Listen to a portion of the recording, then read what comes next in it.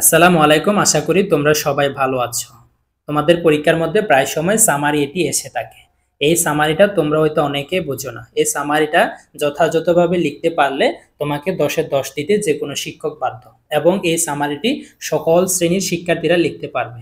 এই সামারিটা সাধারণত এসে থাকে একটা প্যাসেজ থেকে। এই প্যাসেজ থেকে যদি তুমি সামারিটা ঠিকঠাক মতো লিখে 10-এ 10 পেতে চাও, তাহলে ভিডিওটি শেষ অবধি দেখতে থাকো।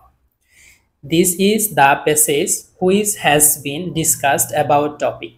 তোমার যেই প্যাসেজের ভিত্তিতে সামারিটা লিখতে হবে, ওই প্যাসেজের মধ্যে একটা বিষয় দেওয়া থাকবে, মানে কোন বিষয়ে প্যাসেজটা দেওয়া হয়েছে। যেমন প্যাসেজটা দেওয়া থাকতে পারে কাজী নজরুল ইসলাম সম্পর্কে, রবীন্দ্রনাথ ঠাকুর সম্পর্কে।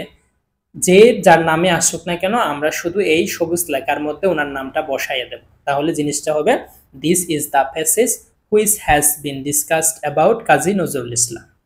তাহলে সে যদি মেয়ে হয় সি, আর ছেলে হলে হি ওয়াজ বর্ন ইন। আমরা প্যাসেজ থেকে ওনার জন্ম, বর্ন BORN, বর্ন শব্দটি বের করে ওই লাইনের মধ্যে ওনার জন্মসাল এবং জন্মস্থান থাকলে সেটা এই সবুজ জায়গার মধ্যে লিখে দেব। তাহলে লাইনটা হবে হি ওয়াজ বর্ন ইন, তার জন্মস্থান এবং জন্মসালটা আমরা এখানে লিখে দিব 1899 সাল চুরুলিয়া গ্রাম। তারপরে এই সামারিটা লেখার সময় তোমার যদি সামর্থ্য থাকে ওই বিষয়ের উপর 2টা বা 1টা লাইন লেখার যদি সামর্থ্য থাকে তোমরা এখানে লিখতে পারো। আর যদি সামর্থ্য না থাকে বা তোমার প্রয়োজন মনে না হয়, তাহলে তুমি এরপর থেকে শুরু করো। দ্য গ্রেট ম্যান, আর মহিলা হলে women. The great man of all time had died. তিনি মৃত্যুবরণ করেছিল।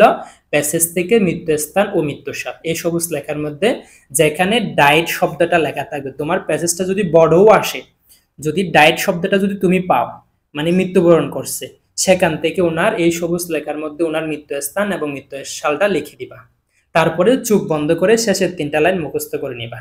ফ্রম দিস প্যাসেজ, এই প্যাসেজ থেকে উই ক্যান লার্ন, আমরা শিখলাম, অ্যান্ড নো, এবং জানলাম, মেনি থিংস, অনেক কিছু।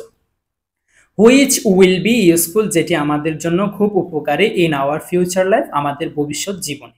এখন স্যার প্রশ্ন হচ্ছে, যদি প্যাসেজটা ব্যক্তি সম্পর্কে যদি না আসে, তাহলে আমরা এখানে কি বসাবো? একজন ব্যক্তিত্ব জন্মসাল মৃত্যুসাল থাকে। যদি স্যার প্যাসেজটা ফেসবুক সম্পর্কে আসে অথবা মোবাইল ফোন সম্পর্কে আসে, তাহলে কি আমরা এই প্যাসেজটা লিখতে পারবো? না, তখন নিয়মটা হবে ভিন্ন নিয়ম। একটু এদিকে তাকাও। তখন আমরা লিখব this is the passage which has been discussed about mobile phone. হ্যাঁ, তারপরে হি ওয়াজ বর্ন, আর এগুলা থাকবে না। এখান থেকে ঠিক এখানে তার জন্মসাল মৃত্যুসাল সবগুলা বাদ দিয়া এই এর মধ্যে, আই রিপিট, তার জন্মসাল মৃত্যুসাল সবগুলা বাদ দিয়া এই এই 2 ঘরের মধ্যে তুমি ওই প্যাসেজ থেকে 2টা বা 3টা লাইন অবশ্যই লিখবা। কমন গুলা 3টা বা 2টা লাইন লিখবা। তারপরে চোখ বন্ধ করে শেষের 3টা লাইন লিখে দিবা।